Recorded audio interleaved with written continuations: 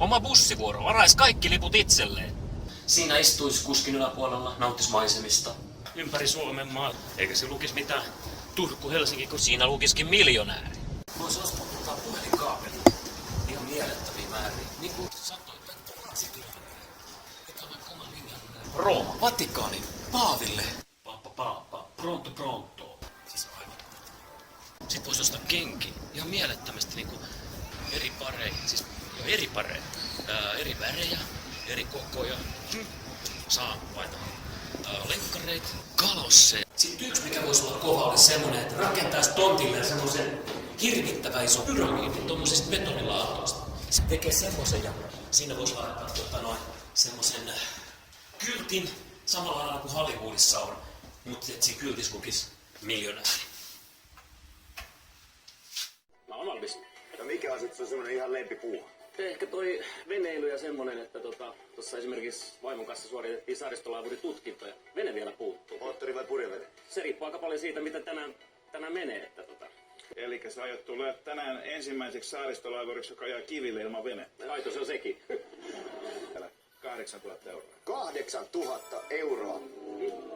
Ja toi rupeaa houkuttelemaan. Se on kieltämättä houkutteleva tarjous. Kyllä me mennään tuolla 2 tonnilla ja lähdetään sillä liikkeelle. Varmistellaan paikka myös finaalijahdissa. Juuri näin. Aivan iholle kiinni. Nyt täytyy ruveta pelaamaan.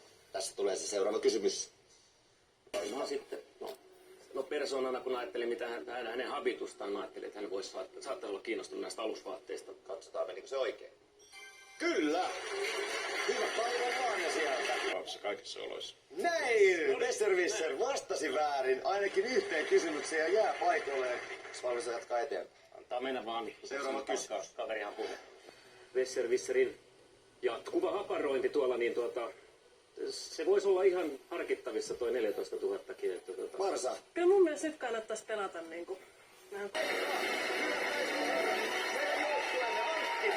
Ollikeikko on voittanut 18 500 euroa. Nyt saa tuulet. Antaa tulla oikein kunnolla. Onneksi olkoon vielä kerran.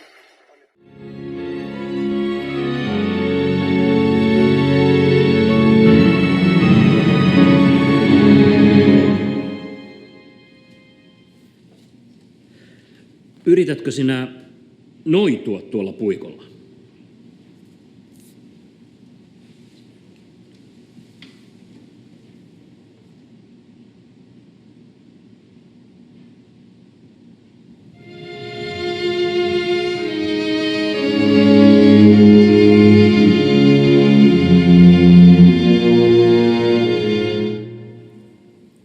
Kuuntele musiikkia tarkemmin.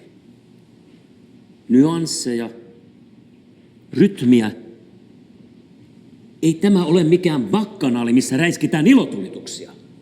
Ei näin. Vaan näin.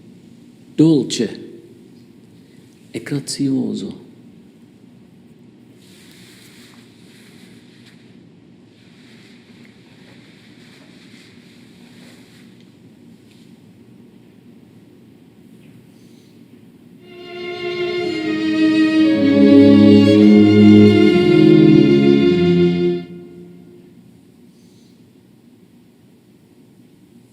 Jaakob, voisitko sinä tulla ystävällisesti ja näyttää vähän sisarellesi mallia?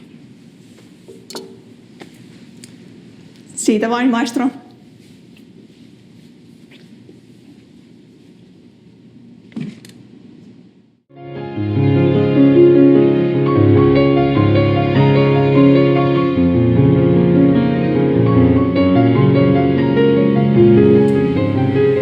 Aivan loistavaa työtä.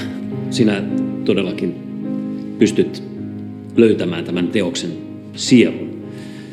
Todella hienoa. Ottakaa opiksi. Tässä on teidän tuleva ylikapellimestari. Näistä Turun matkailuideoista vielä haluaisin kertoa tästä tänne Teknologiakeskuksen takapihalle suunnitellusta Barcelonan Ramblas-tyyppisestä kävelykadusta, joka toteutetaan siten, että tänne pakko siirretään katutaiteilijoita, ilveilijöitä ja taskuvarkaita.